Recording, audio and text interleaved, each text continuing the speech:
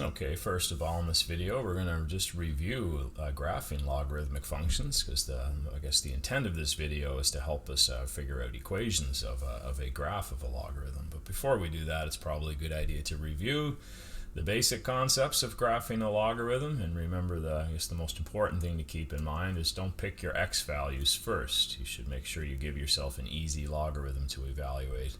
So if I look at this log, of course, this is 2 times log base 5. We can't avoid that. But if we can get a 1 inside our logarithm, this is, of course, saying 5 to what power gives me 1, and that's just going to be the power of 0. So right now, that whole term just gets taken out as long as we can secure a 1 inside our logarithm. So 2 times 0 minus 1, of course, is negative 1. So I guess the question is, how do we get 1 inside our log? So if you look at x plus 4, pretty clear, I think, that if we put a minus 3 in there, that's going to give us a positive 1 inside. So our first ordered pair is going to be minus 3 and minus 1. Okay, so our next easy logarithm is, of course, duplicating the base of your logarithm as the input. So if we can get 5 inside, 5 to what power gives me 5? Of course, that's 1. So now we just simply have 2 times 1, which is 2, of course. 2 minus 1, we have an output now of plus 1. And with a little quick inspection, what do I need to put in for an x value to secure a 5 inside our log? Of course, that's going to be a plus 1. So our second ordered pair, and probably our last one, is just 1 and 1. So now in terms of our domain, it's good to know where our vertical asymptote is. So if you remember, inside our logarithm, we can only have positive numbers. So we need to make sure that we pick x values such that x plus 4 is not 0 and it's not negative, or of course just greater than 0. And we can simply subtract 4 from either side of our inequality. And we can see that our domain, of course, is just going to be x values greater than or equal to minus 4. And remember, if you're a little bit uncertain of working with inequalities, the only thing you have to watch for is multiplication or division by negatives. That requires a switch or a swap of your inequality, switching the direction of your inequality, which is, of course, not relevant here. So at x equals negative 4, I'll try to get a straight line in here for a vertical asymptote. That's a little crooked. Try this again. That will have to do. Be here for a half an hour trying to do that. I think that should be good. And we'll just notch that out, of course. It's a good idea to make your vertical asymptote some kind of a dotted line, so you know it's a structural piece of your function, but of course not actually a piece of your function. The function is not defined there. Okay, and keeping with the theme, bear with me as I try to connect these dots. It's not super easy on the tablet, but look at that. Wow, first try. This is the general shape of this logarithm. Okay, so I guess we didn't use transformations at all, but it's probably not a bad idea to at least consider that we know that with the addition and subtraction, this base 5 regular log went 4 units left and 1 unit down. You don't, of course, have to record these things, but it might be a decent setup for the rest of this video. I think we can see that if right here is our old x-intercept.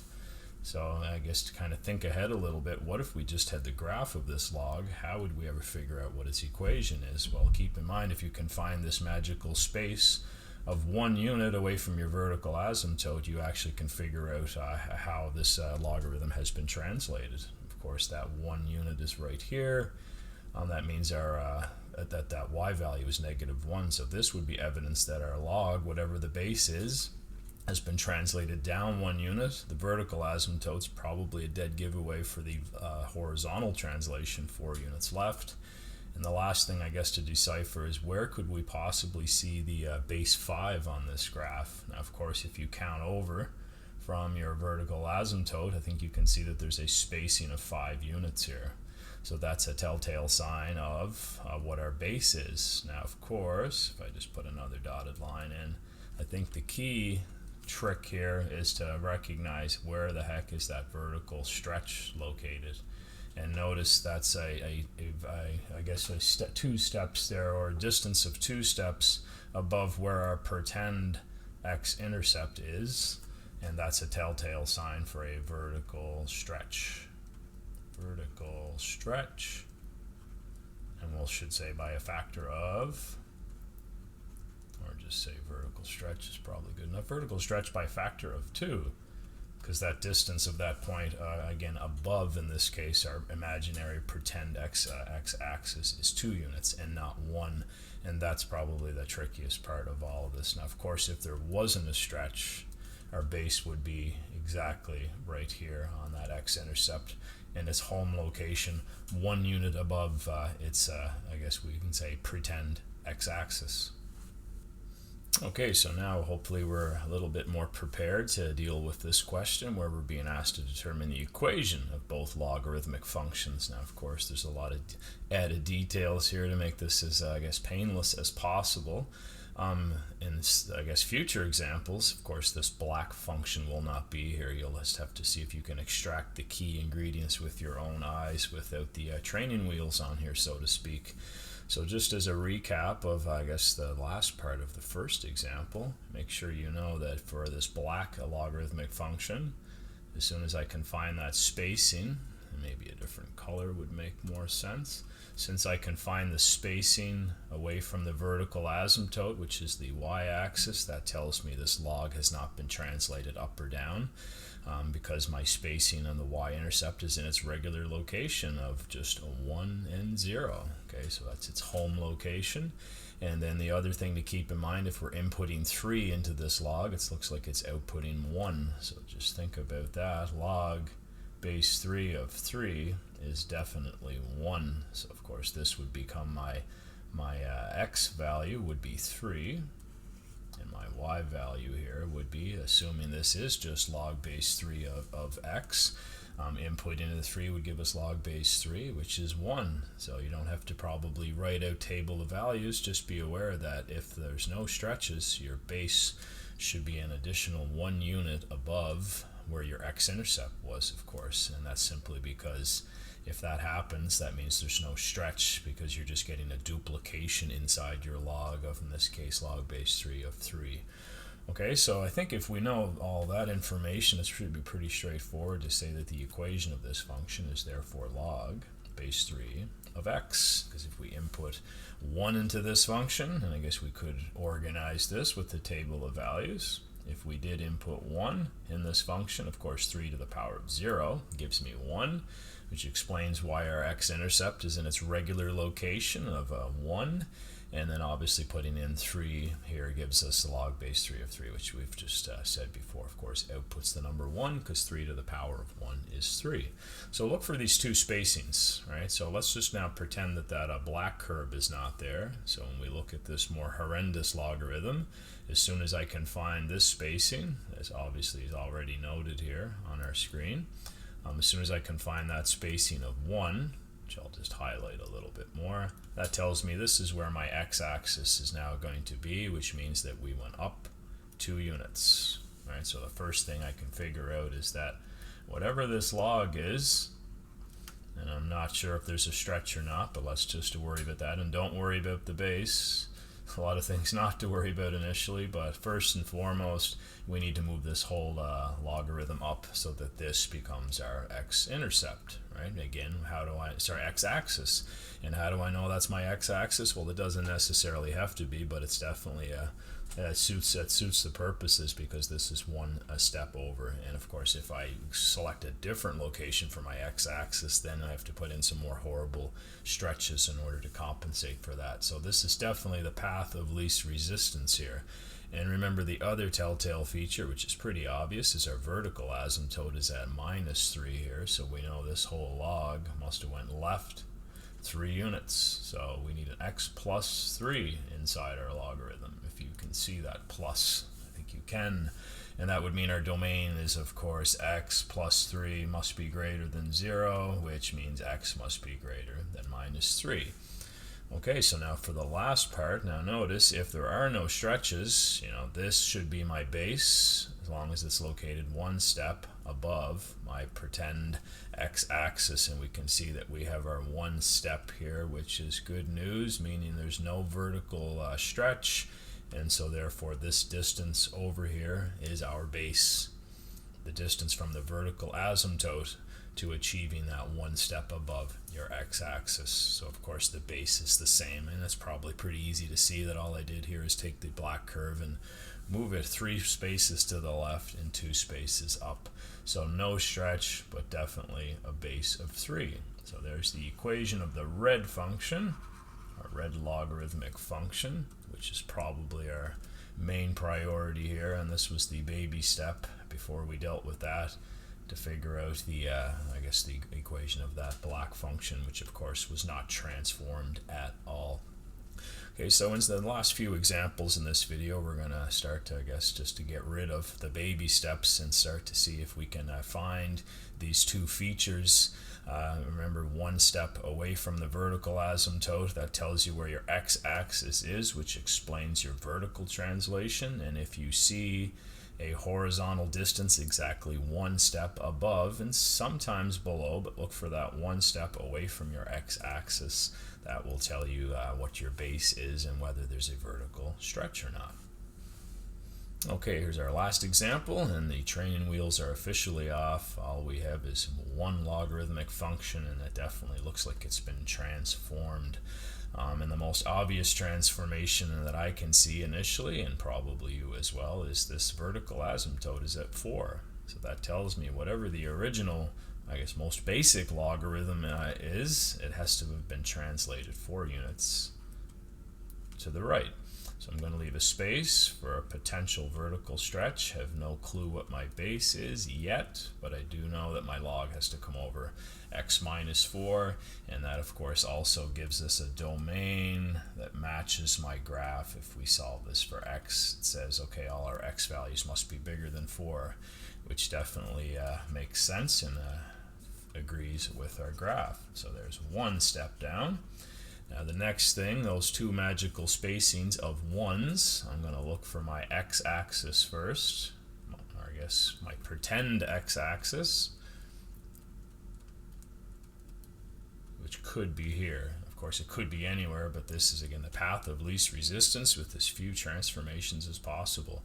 And there is a spacing of 1 unit, which would mean that's my regular location of my x-intercept, which is of course just at 1 and 0. So that means if I'm going to call this my x-axis, my log function has to come down 3 units to correspond to this horizontal dotted line.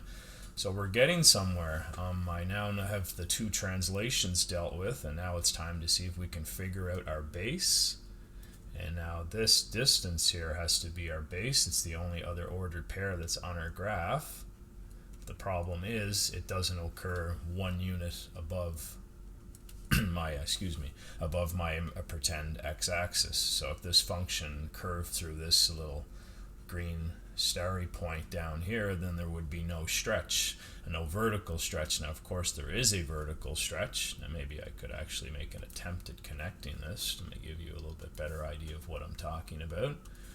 If this point, I guess this point 10 and 2, if it was down here, our log function would look like this, and there's no stretch. Okay, and of course if I'm still using this as my x-axis and this is my pretend x-intercept, then this would be the curve with no vertical stretch, and that horizontal distance, which is 1, 2, 3, 4, 5, 6, means my base here has to be 6 for either this gray dotted curve or, more importantly, this red solid one. So base 6. Now the last thing to piece together is that if the spacing's not 1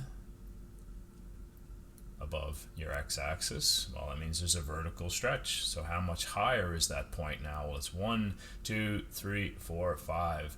So this is evidence that we are dealing with a vertical stretch by a factor of 5, because that point got pushed up 5 times its distance, again, measured from the pretend x-axis. So I guess hypothetically this is our equation, and it's probably a good idea just to check these 2 points again with a little bit of rough scrap work here.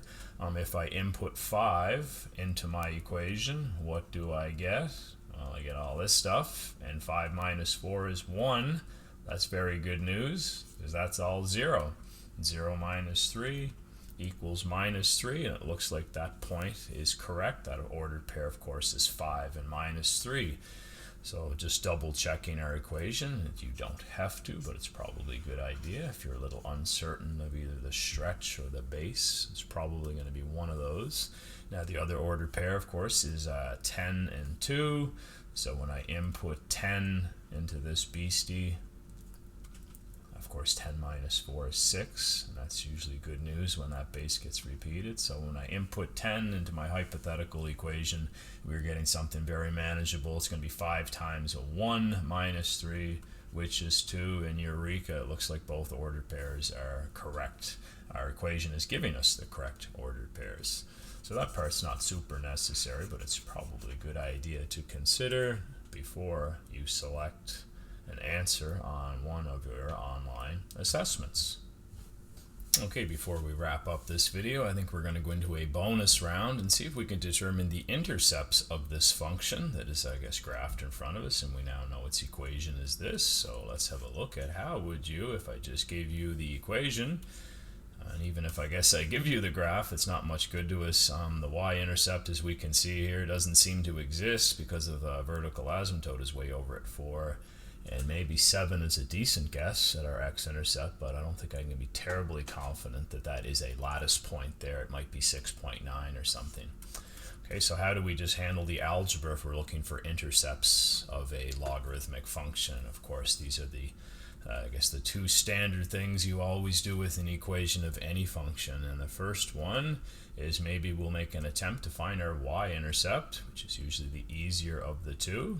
And we should have problems doing so, remember, because there is no y-intercept in the above graph. So to find the y-intercept, we set x equal to 0. If it's a y-intercept, of course, it has to occur at an x value of 0. And once I do that, I get log base 6, well, I get 5 times log base 6 of a negative number minus 3. Well, that is an undefined number. This value is undefined. It's a non-real number, more specifically. And remember, we can't have any number inside a log that's negative or even 0. We need positive inputs only. So that means you're looking for something that doesn't exist, and that should be pretty clear if you rewind the video a little bit and re-examine the graph that's in the video, of course, that we just dealt with, in the example that we just dealt with. And now to the showstopper, the x-intercept. How would one find the x-intercept here? Well, of course, we sub in a 0 for our y value. We need this expression to output 0. That would be a y value of 0, and this ordered pair, therefore, would be sitting right on the x-axis, making it a legit x-intercept. So I seem to be procrastinating as always here. Let's just cut to the chase. Let's see what we can do to manage this logarithmic equation. Well, as always, we've got to undo the easier operations first. We got a function here that's multiplying, subtracting, it's doing another subtraction. It's, of course, inputting into a log. That's the horrendous part. But before we deal with any of that stuff, let's get rid of the minus 3 by adding 3 to both sides. Another way you can look at this, of course, is just isolate your logarithm.